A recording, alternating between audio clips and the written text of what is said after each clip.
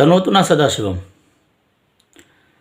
कई दर्शकों ने आग्रह किया था कि पूना पैक्ट समझौते पर गांधी जी और अंबेडकर जी के बीच जो मतभेद था उस पर एक वीडियो बनाइए।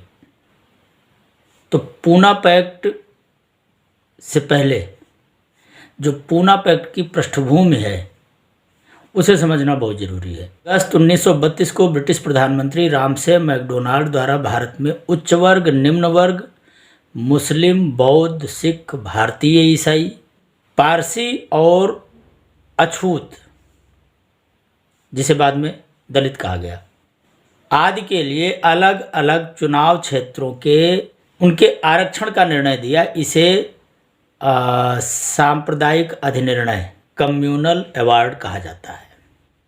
अब देखिए, ये अंग्रेज़ों की कूटनीति थी। अंग्रेज़ खूब अच्छी तरह समझ गए थे कि अब भारत में लंबे समय तक टिक पाना मुश्किल है, पर बहुत समय तक भारत पर राज करने के साथ ही अंग्रेज ये भी समझ गए थे कि भाई भारत में अलग अलग मत, विचार और पंथ के लोग हैं। इन लोगों को, चूँकि डिवाइड तो ये पहले से ही है वैचारिक स्तर पर, अगर इसको थोड़ी सी और हवा दे दी जाए तो भारत कभी अखंड हो ही नहीं सकता। तो भारत हमेशा एक ऐसी कमज़ोर व्यवस्था रहेगा जिसे ब्रिटिश शासन की अपेक्षा रहेगी ही रहेगी। और इसलिए ब्रिटिश सरकार ने भारत में एक प्रांत स्तरीय सरकार का गठन कर दिया और एक तो जो केंद्रीय सरकार थी, तो जो केंद्रीय सरकार थी वो तो ब्रिटिश प्रधानमंत्री के अंडर में ही चलने वाली थी। हाँ, प्रांतीय सरकारों को उन्होंने स्वतंत्र कर दिया कि भाई प्रांतीय सरकारों में भारतीय लोगों का वर्चस्व हो जाए। अब भारतीय लोग वो जो ब्रिटिश सरकार के रहमो करम पर हों, हर बात के लिए ब्रिटिश सरकार का मुँह देखें। तो इस तरह स्वतंत्रता संग्राम सेनानियों का जो सपना था कि भाई स्वतंत्र भारत हो जाए, तो ब्रिटिश सरकार ने जो एक प्लानिंग की वो की ही इस तरह कि भाई ये स्वतंत्रता संग्राम दम तोड़ जाए, ये कभी सफल ना हो सके। तो उन्होंने क्या किया, भारत में सांप्रदायिक बंटवारा कर दिया। अब उसके अंतर्गत ये जो सांप्रदायिक बंटवारा किया उसमें जो प्रांतीय सरकारें थीं, जिन्हें आज हम विधानसभा कह सकते हैं, इस तरह से उन्होंने प्रांतीय सरकारों का गठन कर दिया। अब आगा खां और डॉक्टर अंबेडकर ये ब्रिटिश सरकार का मुंह देखते थे, क्योंकि ये सबसे बड़ी कम्युनिटी के संवाहक अपने आप को मानते थे। जैसे आगा खां मुस्लिम कम्युनिटी का संवाहक स्वयं को मानते थे, अंबेडकर दलित वर्ग के मसीहा अपने आप को मानते थे, और इनके अधिकार सुरक्षित हों इसके लिए वो ब्रिटिश हस्तक्षेप की आवश्यकता समझते थे और ब्रिटिश सरकार के सामने वो प्रयासरत भी थे। मौलिक समस्या क्या थी? जो केंद्र में तथ्य प्रस्तुत किया जाता था बार बार, वो ये कि भाई भारत में दलितों की अवस्था बहुत दीन, और ये बात अंबेडकर भी मानते थे, ये बात गांधी भी मानते थे, ये बात सत्य भी थी। एक वो वर्ग जिसने हमेशा भारतीय समुदाय में श्रमिक का कार्य किया, चूँकि वो अधिकारों से भी वंचित रहा, धन संपत्ति रखने का उसे अधिकार नहीं था, तो वो अभावग्रस्त समाज था। जो ऊंच नीच वाली बात है कि भाई ये कोई शास्त्रीय व्यवस्था है, तो सीधी सी बात है कि ऊंच नीच तो एक मानसिक विकृति है, वो जन बल धन बल के साथ ही चलती है। तो ऊंच नीच का भी कोई शास्त्रीय दृष्टिकोण नहीं था। दलित और सवर्ण का भेद ये कोई शास्त्रीय बंटवारा नहीं था, ये सिर्फ परिस्थितिजन्य एक अवस्था थी। लेकिन अंबेडकर का जो मन था वो ये चाहते थे कि भाई भारत में सवर्ण समाज के बराबर ही दलितों को भी अधिकार मिले, इसमें कोई बुराई भी नहीं थी। लेकिन दरअसल इस अधिकार को देने का जो तरीका था वो अंबेडकर का अपना था, गांधी का अपना था। दलित उद्धार दोनों ही चाहते थे। दोनों ही उच्च कोटि के वकील थे। दोनों में जो एक केंद्रीय अंतर था, भारतीय समाज की जो संवैधानिक संरचना हजारों वर्षों से चली आ रही थी, लाखों वर्षों से चली आ रही थी, इस संबंध में गांधी जी उच्च कोटि के स्कॉलर थे और अंबेडकर 0 सन्नाटा थे। अंबेडकर भारतीय संरचना के संबंध में उतना ही जानते थे जितना अंग्रेजों ने उन्हें जनवाया था, क्योंकि वो स्वयं अपने स्तर पर संस्कृत नहीं पढ़े थे, इसलिए उन्होंने स्वयं कभी मौलिक ग्रंथों का अध्ययन करने का ना प्रयास किया, ना उनमें सामर्थ्य थी। तो वो व्यावहारिक स्तर पर ये नहीं जानते थे कि भाई भारतीय संस्कृति में, भारतीय धर्मशास्त्रों में जो वर्ण व्यवस्था है उसका मौलिक स्वरूप क्या है। किंतु गांधी जी ये बात जानते थे कि भारतीय वर्ण व्यवस्था की जो संरचना है उसका मौलिक स्वरूप क्या है, और वो मानते थे कि भाई ये जो अस्पृश्यता है, ये जो छुआछूत है, ये जो ऊंच नीच है समाज में, इसका कारण शास्त्र नहीं है। जबकि अंबेडकर मानते थे कि इन सब का कारण मनुस्मृति है।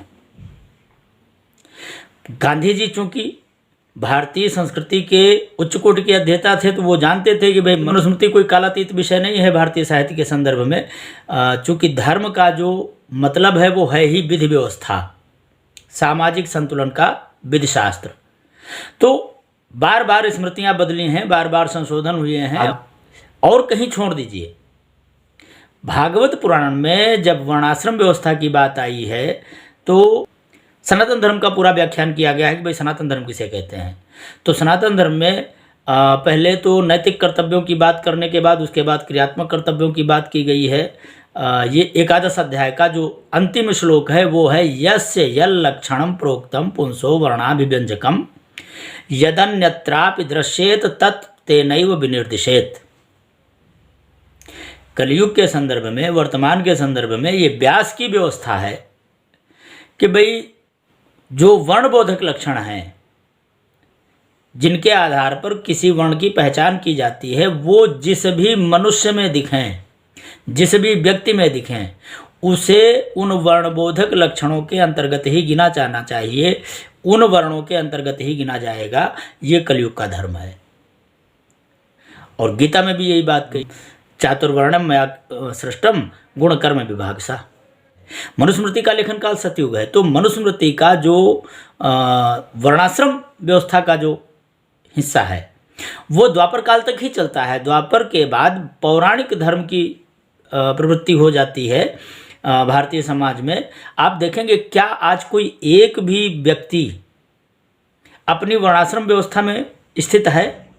जो अपने आप को ब्राह्मण कहते हैं उनमें ब्राह्मणों का कोई भी लक्षण है? जो अपने आप को क्षत्रिय, उनमें क्षत्रियों का कोई भी लक्षण है?